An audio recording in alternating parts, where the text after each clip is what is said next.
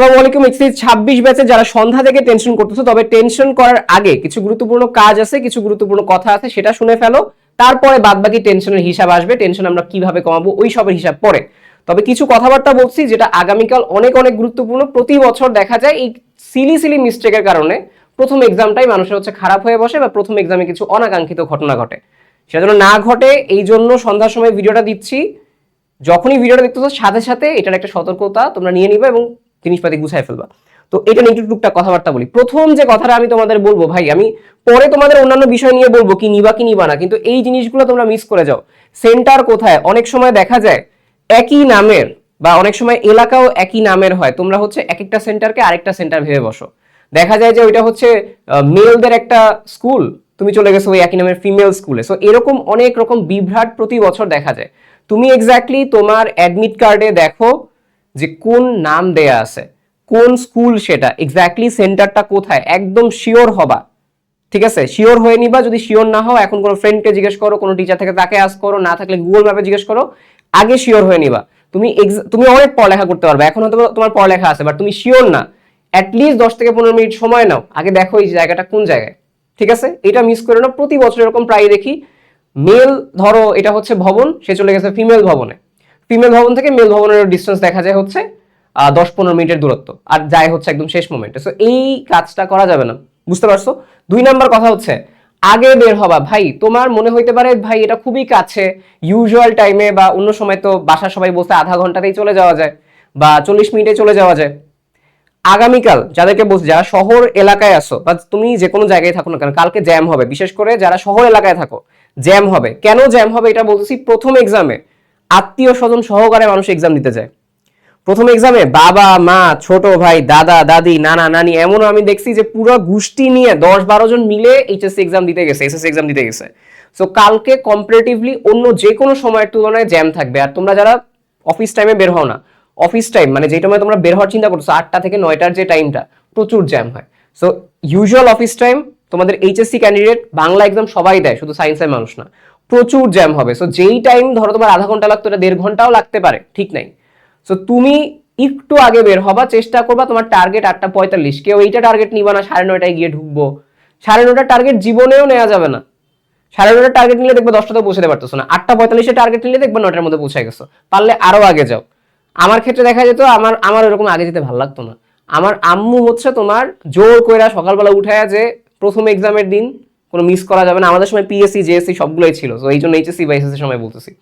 তোমার আম্মু ওই সময় হচ্ছে একদম সকাল সকাল উঠে, দেখা যেত বাসার কাছে, তাও 9:45-টায় বের হইতো, আমি গিয়ে দেখতাম না 8:25-এর সময় বসে রয়েছি। এরপরে গেট খুলতো 9টায়, 9টার সময় ঢুকে যেতাম ভিতরে, গিয়ে এরপরে গল্প মারতাম। বাট তোমার কাজ হবে ভাই, কোনোভাবে এটা লেট করা যাবে না। তুমি প্রতি বছর স্টোরি দেখো না যে লাস্ট মোমেন্টে এসে ঢুকতে দেয় নাই, অনেক বেশি স্ট্রিক্ট ছিল। 9:30টার আগেই ঢুকতে হবে তোমার। 9:30টার মধ্যেই কিন্তু খাতাপত্র দিয়ে দেয়। 9:30টার আগেই ঢুকবা। 9:30টা বলতে এইটা টার্গেট রাখবা যে আমি 9টার মধ্যে ঢুকে যাবো, মানে এই জায়গায় আমি সেন্টারে থাকবো।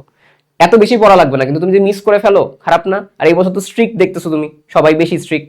গত বছরই ঢুকতে দেয় না, এই বছর ঢুকতে দিবে না কিন্তু। সো এই ব্যাপারটা তোমাকে হচ্ছে ভালোভাবে ব্যাপারটা দেখতে হবে, ঠিক আছে? 2টা কথা আমি খুব অনেক বেশি জোর দিয়ে বলতেছি ভাই, মাথায় রেখো। কালকে যেন আমি কারোর না শুনে আমার কোনো স্টুডেন্ট লেটে গেছে। 3 নাম্বার, ফাইল সব ওকে কিনা, বিশেষ করে অ্যাডমিট এবং রেজিস্ট্রেশন। এখনই ভিডিও দেখতে দেখতে দেখো তোমার অ্যাডমিট রেজিস্ট্রেশন ট্রান্সপারেন্ট ফাইলের মধ্যে আছে কিনা। অ্যাডমিট রেজিস্ট্রেশন না থাকলে এখনই ভিডিও মানে কথা বলতে বলতে এটা দেখো ঠিকঠাক আছে কিনা, ঠিক আছে? থাকলো। এবার টুকটাক হচ্ছে ইউজুয়াল কথাবার্তা। আমার ভিডিওর মেইন পার্ট শেষ, তোমার টেনশন তুমি পরে করো, বাট এই 3টা কথা আগে মেনে চলবা।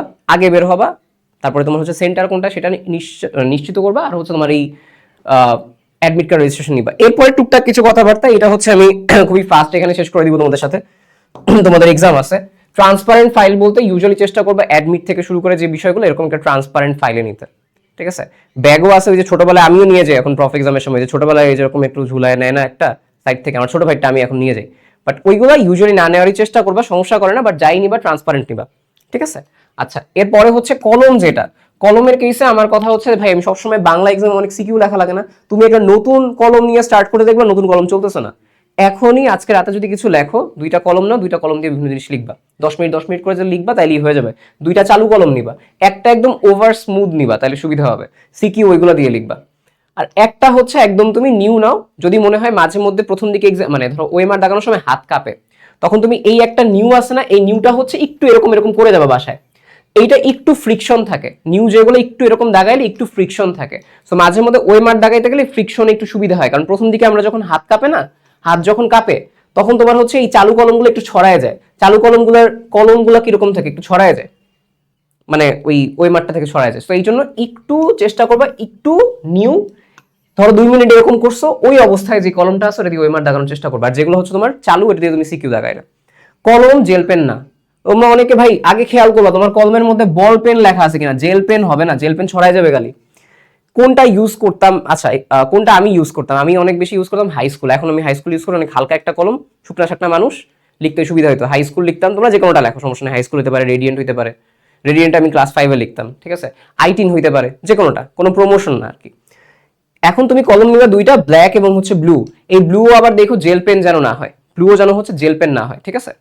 সেই ব্লু গুড লাক বা ম্যাটাডোর অরবিট, নীল কালার থাকে না একটু ডার্ক, ওইটা হইলেও হবে, সমস্যা নেই কোনো, বা যেটাই হোক তোমার সমস্যা নেই। বাট এই দুইটা কালি বাদে আর কোনো কালি না। অনেকে বলে সবুজ কালি, অনেক জায়গায় বলে, বাট সবুজ কালি নিয়ে একটু কন্ট্রোভার্সি আছে, দরকার নেই ওটা। পেন্সিলের ক্ষেত্রে পেন্সিল কি কাজে ইউজ হবে কালকে, পেন্সিল ইউজ হবে মার্জিনের জন্য, আপাতত আগামীকাল পেন্সিলের আর কোনো কাজ নেই। আর যদি কোনো কিছু না পারো সেটা একটু পেন্সিল দিয়ে দাগায় রেখো, কেননা অনেক সময় অনেক গার্ডের টিচাররা যখন দেখে তুমি কোনো কিছু দাগাইছো বা আনসার এগুলো দাগাইছো, একটু ঝামেলা করে। তো তোমার যদি মনে হয় কেউ ঝামেলা করতেছে, আর যখন তুমি দেখলা যে তুমি পেন্সিল দিয়ে দাগাইছো, বুঝে ফেললো, শেষ, ঝামেলা কম, বুঝছো। ইরেজার, শার্পনার, এক ছোট বাচ্চাদের জিনিস, ঘড়ি, যেটা কোনো ধরনের স্মার্ট ওয়াচ নেওয়া যাবে না। এই যে এটা যেরকম একটা অ্যানালগ ঘড়ি, অ্যানালগ এই যে কাঁটা দিয়ে ঘুরতেছে অ্যানালগ ঘড়ি, স্মার্ট ওয়াচ নেওয়া যাবে না। ক্যালকুলেটর তো কালকে বাংলা এক্সাম না, বাট ওভারঅল বলে রাখতেছি, গুছায় রাখো, ইএক্স এমএস যেটাই থাকো ওইগুলো নিয়ে যেতে পারবে, ইএক্স বা সিডাব্লিউ। আরেকটা হচ্ছে মোবাইল, অনেকে হচ্ছে একা একা তোমরা যাবা, ঠিক আছে, অনেকে তো এটা ভুলেই যায় যে অনেকে একা একা যায়, তাই না।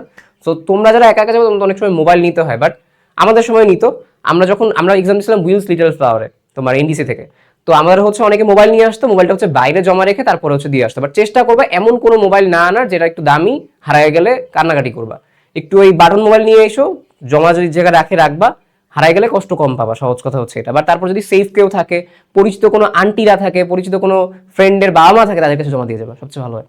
বাট জমা দিয়ে যাবা, কেউ আবার মোবাইল নিতে নিতে গিয়ে মোবাইল নিয়ে ঢুকে যাবে না, ঠিক আছে। মোবাইল দেখলে সাইলেন্ট মানে এক্সপ্লেন করে দিবে, বুঝতে পারছো। অনেক তোমাদের ইস্যু থাকে, এগুলো নিয়ে আমি কথাবার্তা বললাম। এবার হচ্ছে কি বললাম, আগে এক্সাম হলে যাও, বেঞ্চটা চেক দাও, ঢোকার পরে তুমি বেঞ্চটা চেক দাও। কেন? কারণ কালকে তোমার লেখা লাগবে অনেক কিছু, কালকে তোমার অনেক কিছু লেখা লাগবে। তো বেঞ্চ যদি এরকম নড়াচড়া করে তাহলে তো সমস্যা। তো বেঞ্চ এরকম নড়াচড়া যদি করে, ওই যারা হচ্ছে মামারা থাকে তাদের কাছে কাগজ নিবা, বা টিচারদের বলবা, টিচার কিছু কাগজ দিলে ঢুকাই দিবা। অনেক সময় কাগজ টাগজ দেয় না। মাস্ক পরবা, ডাবল মাস্ক, এটা আমি সবসময় করি সব এক্সামে। মাস্ক ডাবল মাস্ক পরবা, বা একটা মাস্ক পকেটে রাখবা, যে যদি কাগজ না পাও মাস্কটা ঢুকাই দিবা। অ্যাডজাস্টেড, সবসময় আমি এই কাজ এখনো করি। একটু হচ্ছে অ্যাডজাস্ট হোক, ভিতরে গিয়ে ফ্রেন্ডের সাথে কথাবার্তা বলো, তোমার সিট কোন জায়গায় পড়ছে, তোমার আশেপাশে কে বসছে একটু বোঝো, অ্যাডজাস্ট হও। ফার্স্ট দিনে অ্যাডজাস্ট হওয়া খুব গুরুত্বপূর্ণ। এটা বাংলা এক্সাম যত সহজ এক্সামই হোক না কেন, যত সহজই হোক, নতুন পরিবেশে একটু প্যারা খাবা। তো এই হচ্ছে এখানে কথা। আর আগামীকাল কোনো ধরনের হচ্ছে তর্ক করবা না ভাই, তুমি জানো যে তুমি ঠিক, তোমাকে কোনো টিচাররা হচ্ছে এমনিই টুকটাক কথাবার্তা বলতেছে, ঠিক আছে। সো এমনিই তোমাকে হচ্ছে চেতানোর জন্য বলতেছে, কোনো তর্ক নাই, কোনো তর্ক নাই। কিছু হলে সরি আপাতত কালকের জন্য, কারণ টিচার তোমাকে হুট করে একটা খাতার মধ্যে উল্টাপাল্টা করলো, তুমি জানো না। সো আগে ভাই আমার এইচএসসি, পরে আমার ইগো। আমি জানি এটা অনেক সময় হয়, বাট ইগো পরে। কেউ বকা দিলে এক্সাম নষ্ট করবে না। ধরো তুমি করছো এমআরএ ভুল, বা কিছু একটা ভুল হয়েছে, টিচার বলছে তুমি এরকম করছো কেন, এইটার কারণে কোনো এক্সাম হচ্ছে নষ্ট করা যাবে না ভাই। বলতে এক কান দিয়ে ঢুকাইছে, এক কান দিয়ে বের করে দিচ্ছি, শেষ, আমার কিছুই যায় আসে না। আমার এইচএসসি এক্সামে বাংলা দিতে আসছে, এখন সাহিত্য রচনা করবো আমি, সাহিত্যের সম্ভার আমি দেখাবো। তো এইগুলা পরে, এই সাহিত্যের জিনিসপাতি আমি আমি কি করবো আগে, আর টেনশন পরে। কেউ এক্সাম দিয়ে তোমার কিছুই যায় আসে না। যারা নরম মনের অধিকারী, ভাই আমিও নরম মনের অধিকারী, বাট এক্সামের টাইমে তোমার মেইন গোল তুমি একজন সাহিত্যিক, সাহিত্যের খেলা করবা, ঠিক আছে। এই হচ্ছে কথা, কঠিন কঠিন জিনিস লিখবা। ভুল হলে আস্ক করবা, বা কিছু প্রবলেম হলে আস্ক করবা। নিজে পণ্ডিতি করে কিছু করা দরকার নেই। আরে জিজ্ঞেস করতে লজ্জা লাগতেছে, আমি ইন্ট্রোভার্ট, কিছু ডাউট হয়েছে জিজ্ঞেস করবা, ধমক খাইলা সমস্যা নেই, বাট শিওর হয়ে নিবা, ঠিক আছে। অবস্থা বুঝে ব্যবস্থা।